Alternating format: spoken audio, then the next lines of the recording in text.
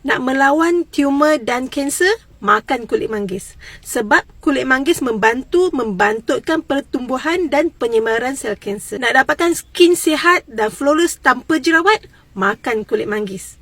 Sebab kulit manggis membantu melawan bakteria jerawat dan membantu merawat keradangan kulit dan eczema secara semula jadi.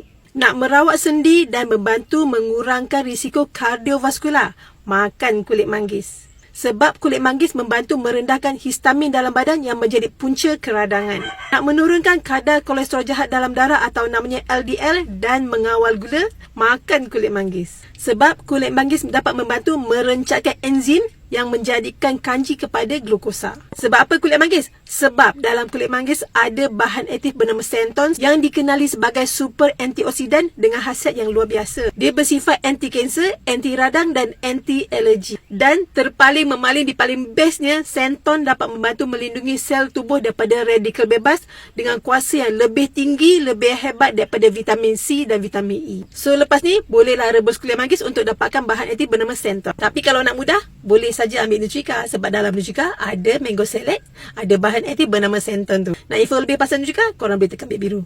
Follow me for more.